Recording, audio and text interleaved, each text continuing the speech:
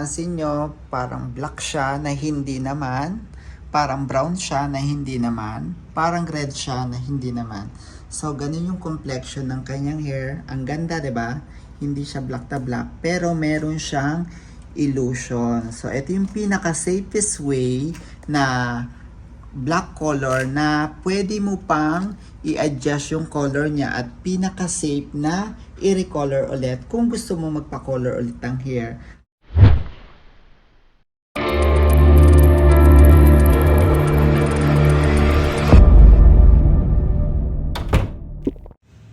Ito yung client natin for this day. So, nagre-request siya na i-tone down yung kanyang hair na closer to black pero hindi siya black, na may pagka-onting brown at pagka-onting reddish effect. So, gagawin na natin yung kanyang hair na hindi black na black. Currently, ang color ng kanyang hair is reddish and copper blonde. So, ito-tone down na natin tong kanyang hair at ito yung mixture na gagamitin ko.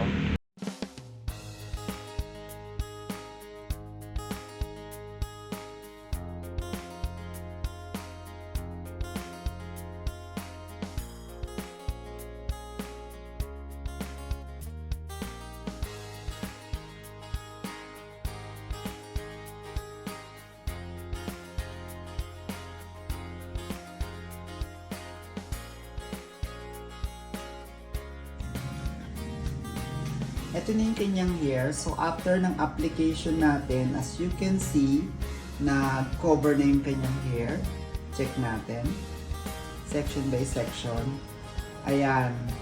So, na-cover na siya as in nag-dark na. Pero, i-remain natin na itong i-stay natin yung gamot up to 30 minutes. So, ayan. Dark na siya para mas makomplete yung pag-cover niya sa hair.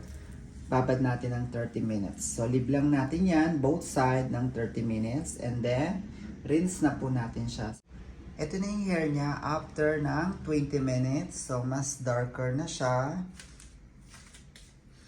Mas visible na yung parang black shades niya. Pero, i-ano ulit natin siya, section by section. I-check natin siya para mas ma-distribute natin yung coloring cream sa kanyang hair. Baka kasi may mga nakaligtas pa. So, double check natin this time. Lumipas na yung 30 minutes. Fully covered na yung kanyang hair. Babanlawan na natin siya. At makikita nyo na yung pinaka-finished product ng kanyang hair color. Ayan. After rinse, yan yung itsura ng kanyang hair. So, dark na, diba? Pero hindi siya black na black. So, mamaya mas marireveal yung pinaka-totoong shades niya after nating matuyo. Yan na, finishing ng kanyang hair. Kung mapapansin nyo, parang black siya na hindi naman. Parang brown siya na hindi naman. Parang red siya na hindi naman. So, ganun yung complexion ng kanyang hair. Ang ganda, 'di ba? Hindi siya black na black. Pero meron siyang illusion. So, ito yung pinaka-safest way na black color na pwede mo pang i-adjust yung color niya at pinaka-safe na i-recolor ulit kung gusto mo magpa-color ulit ng hair. At nakikita niyo yung illusion niya, 'di ba? Perfect. Kahit naka-bleach siya, nakulayan siya ng black, ang ganda po ng ng finishing po niya. 'Di ba? So, pwede ka nang pumasok sa school, safe na at hindi ka na mag-guidance. So, ayan. That's it, mga ka-Hot Another day, another Arty Baba. See you next time again in my next vlog. Dito pa rin sa aking YouTube channel na Art Iba pa.